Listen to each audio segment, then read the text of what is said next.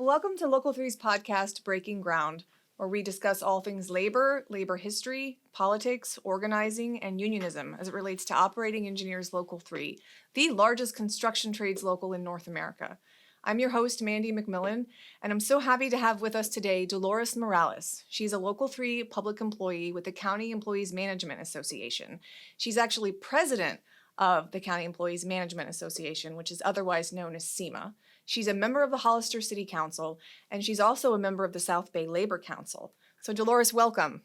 So happy to be here. Thank you for the invitation. Well, it's so nice to have you. That's a lot of titles and a lot of responsibility within your community. But before we get into all of those things and how you manage that work, and basically representing people, tell us a little bit about Dolores. So tell us, where you were born, what it was like growing up. Kind of give us some of your background. I was born in Mountain View, California, and it's close to Sunnyvale, Cupertino area, a little bit north from San Jose. I have two wonderful younger brothers, so I'm the oldest, and I had the pleasure of just having a great time with them. We grew up in Orchard, so Sunnyvale area, and we rode our bikes to school. We had the opportunity to just be out all day long. Of course, we went to school, but as soon as school was over, we were out. And it was a great time. We had a lot of fun. As you grow up, you kind of like figure out what you want to do. And, once you start wanting to purchase a home, you start looking at different areas. And I chose Hollister because it was very similar to how I grew up. Agriculture, open space, small town feel. And I have two boys, so great place to raise your family. So I've been there for about 6 years. 6 years. Okay. And tell us how you started, your job. Like, what's kind of your work history? Sure. So I started doing a paper route when I was in elementary. A paper route? A paper route. That was like real work. That was a lot of work. Oh, you have to get up really early. Did you ride the bicycle and drop the papers off at the doorsteps? Absolutely. And it was a great workout. You didn't know it. But yeah, early in the morning, after school, Saturdays, Sundays. Sundays was heavier.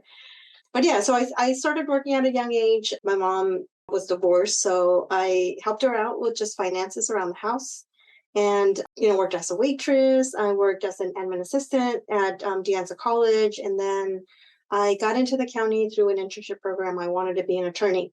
And they said, hey, come on over and we will train you. And I'm like, all right. So as I was doing my education, I started working for the county when I was 19 years old. I've been blessed to work for Santa Clara County. They helped me finish school. They helped me pay for school. Wow. They also sent me to a variety of different states to get a very specialized certification for victims of severe violent crimes, mediation, communication, negotiation, which all helped my union job, of course. And I just started working, doing human civil rights work. And then you start seeing things from within, and then you start realizing what's needed. And it was interesting because you get to meet a lot of different people. So I did have an opportunity to work for Superior Court doing their alternative dispute resolution and then training people how to do it. And then you realize, okay, I want to do something else. And I started working for probation. So I ping pong back and forth, probation, county exec, probation, county exec, just because there's just wonderful opportunities all the time. So I ended up here. I'm back in probation, and I'm doing secure youth treatment facility work. So I'm kind of like the hub of the work dealing with the justice system to help youth rehabilitate, get them education, vocational, and employment, so that when they're released, they're productive citizens and they have a fighting chance. So you oversee this department as a manager, correct? I oversee that program as a manager. Yes. So I'm currently a program manager 3 in the probation department in juvenile. And my work is to work with all system partners, but mostly for that specific program as part of SB 823 to help with the legislation and implement the programming. So tell us a little bit about that legislation. What did that legislation mean for your department specifically? Well, it actually impacts all the different counties. So SB 823 basically states that the justice system will now focus on rehabilitation, and the state facilities that hold our young people that committed serious violent crimes will now stay at the local level. So instead of sending them to a state facility, they're going to stay at a local facility. And what that means is that the age goes from 18 to 25. So we have them longer. And instead of having our facilities like juvenile hall, our youth staying here for 20 to 30 days, they potentially will be here for several years, up to 5 years, 8 years, depending on their commitment time. Even though this is going to be a heavy lift and a challenge for many different counties, there is funding attached to it. And more importantly, they'll have an opportunity to have rehabilitation, to have a lot of the professionals that are locally here do a continuum of care. So juvenile hall, potentially the ranch, a step down program, and then release back to the community. But they'll have an opportunity to be with their families, to visit their children, to make sure they don't lose connection. So like when you go on vacation and you're gone for 3 to 5 days, you come back, it's like, oh, everything's changed. Everything's so different. Can you imagine being gone for, 5, 7 years? It's like life goes by and you're kind of out of it. And so this allows that opportunity to continuously stay connected. And more importantly, we're human beings are social creatures. So it allows us to maintain those important relationships. So, your sibling doesn't get your room 100%, or you no longer fit into the family. You're still a part of the family, and you're able to just connect back and have the supports that you need when you go back to the community. That's probably the biggest part, is that, going back into society and feeling rehabilitated and being able to handle like your new role out of, the system. Well, it just sounds like very, very valuable work that you do. And you had mentioned vocational training. Is that sort of the link with Local 3 to some level? Like the being able to get that training, like working with the trades, so that these youth have job opportunities in the trades once they get out?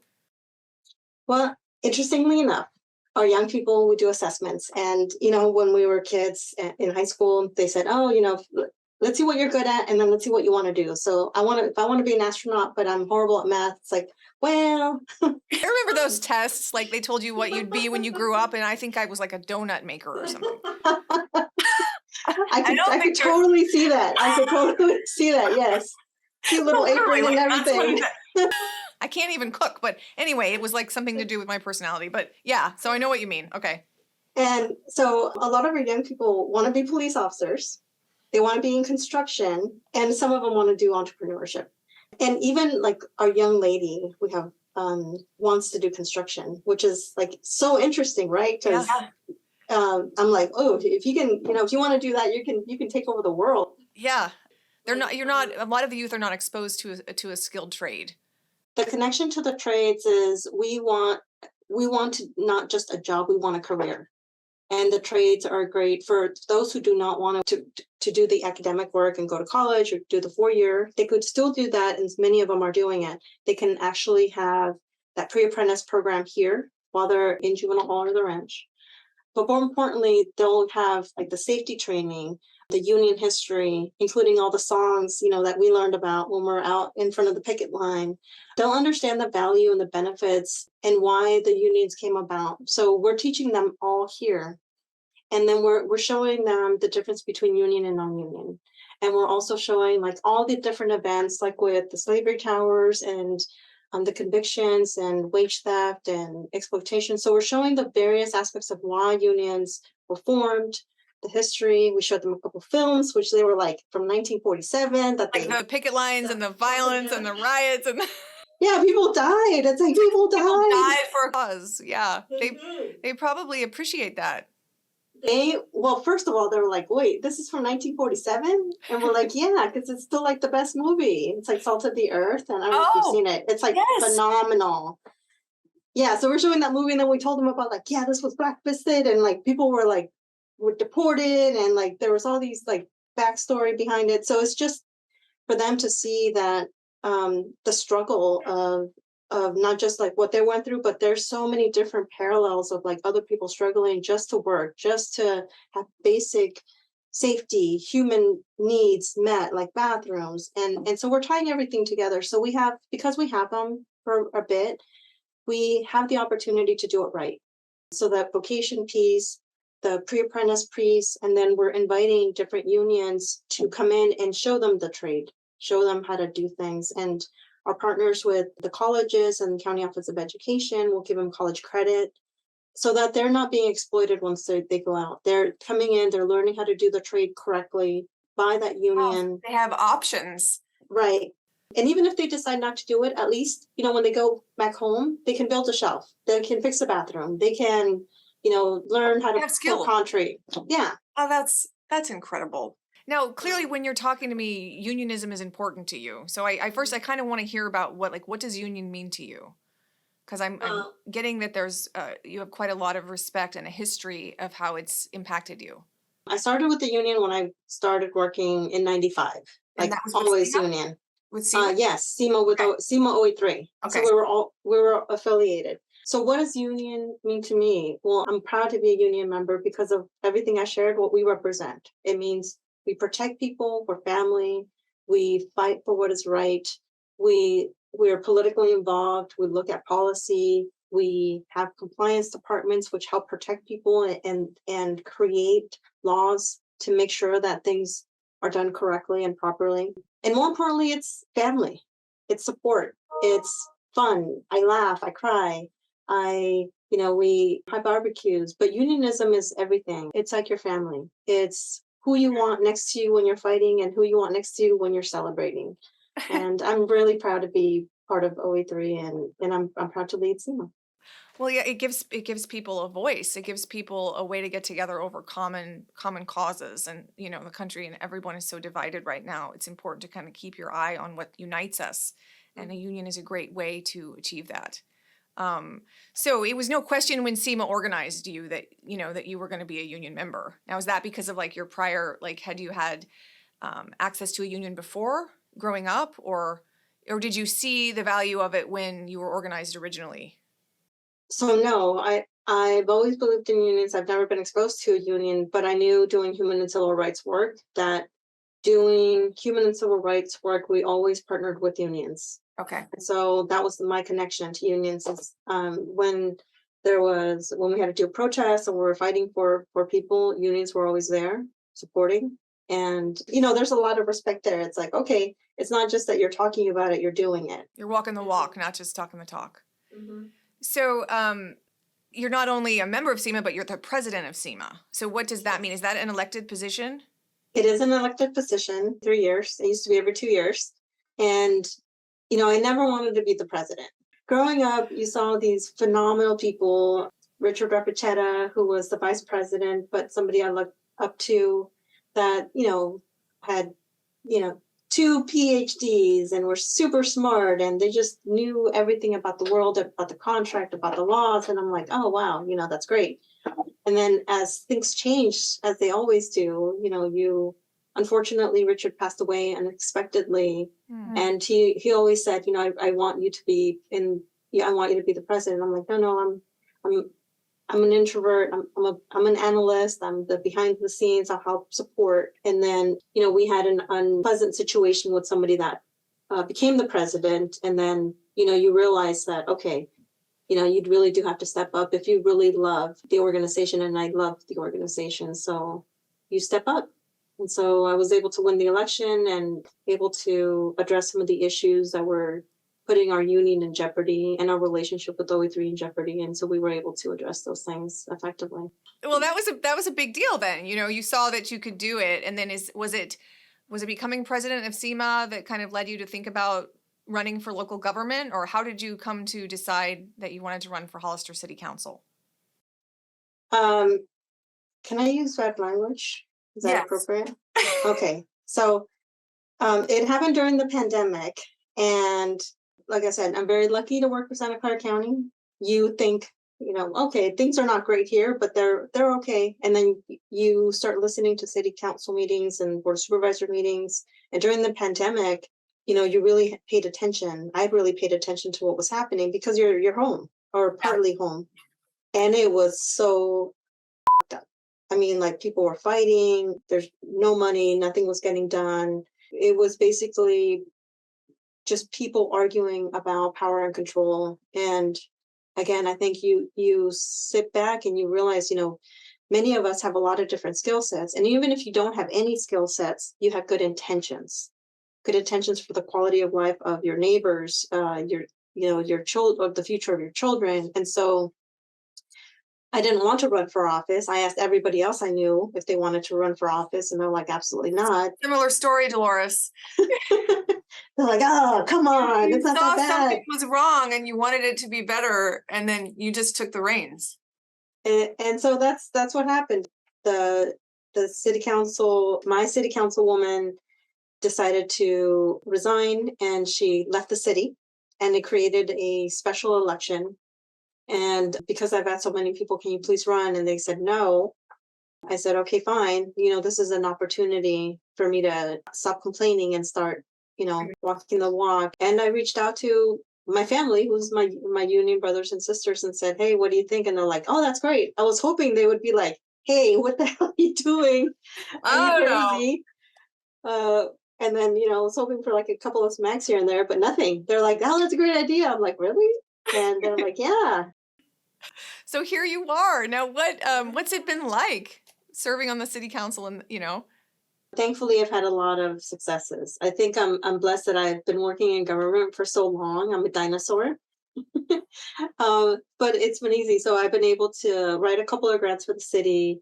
I was able to have hire a grant writer, look at outcome measures, talk about policy, have a budget process that includes department heads and employee input. And so there's a lot of aspects, I think, that are strong wins in just a short period of time. And also build relationships. One of the things that we desperately need in San Benito County is not only education and information about what happens, but also the willingness for elected officials to work together in a positive, productive manner. So I've been able to do that as well.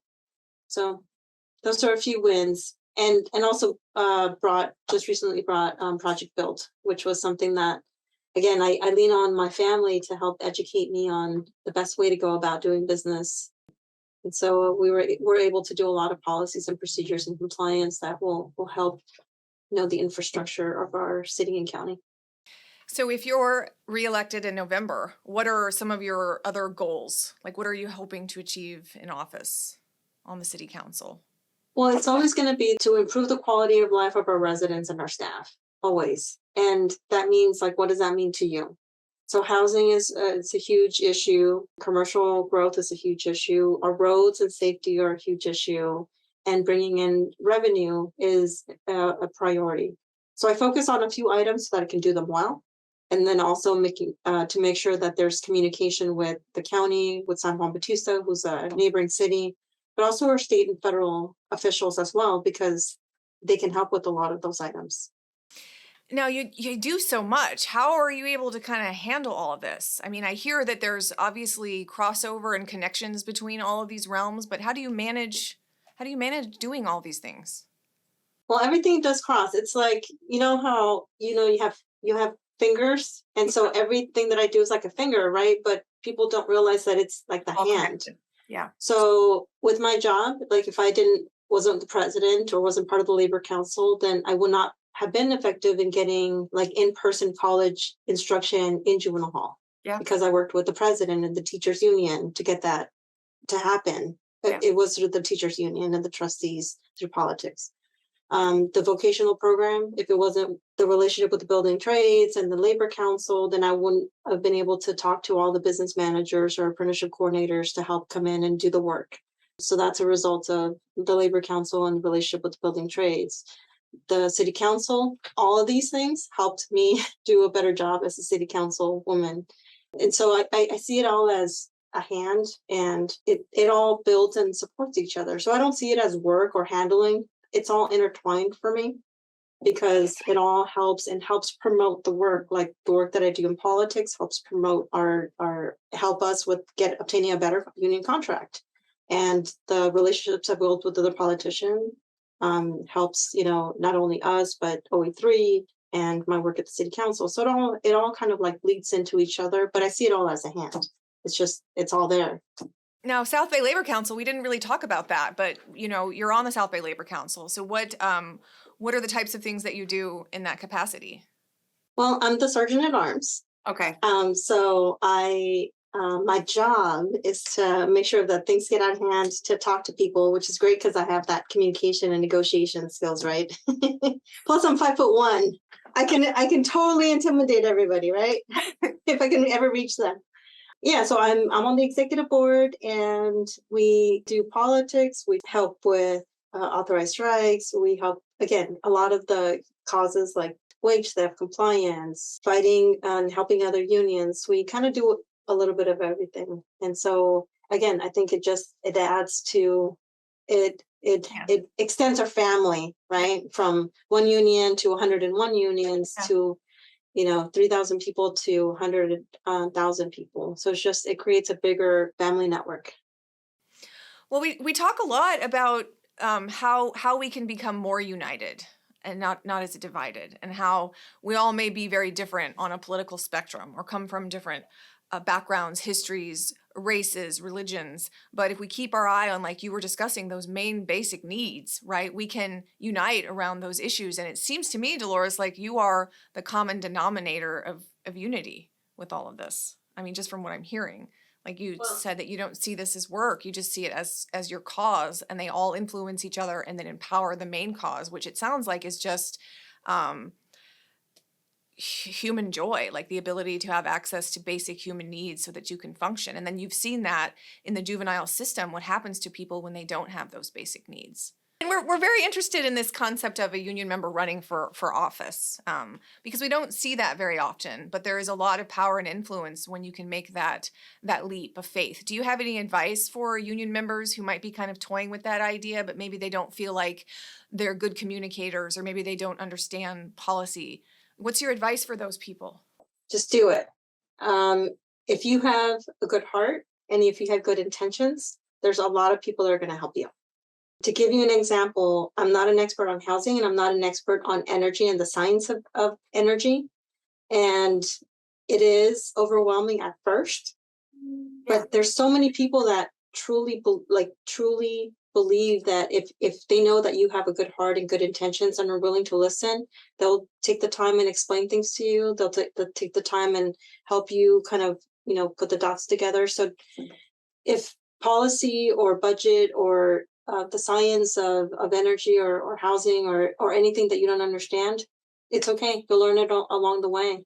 People will trust you, and they will help you if they know that you're Yes. doing it for the right reasons. Yes. And if you make a mistake, it's okay, because they know that you did your best and that you'll fix it, or that you didn't, it wasn't meant to harm anyone. And so they'll also bring that to your attention. But there's also tons of remedies and everything you can learn. And again, I think people are not expecting perfection. People are expecting that you're truly going to listen and represent members of your community.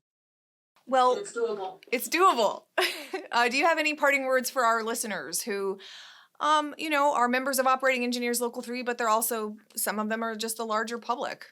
I would say get involved. Start with making phone calls, getting to know your public officials, volunteer in anything that you can. Your time, your voice makes a difference.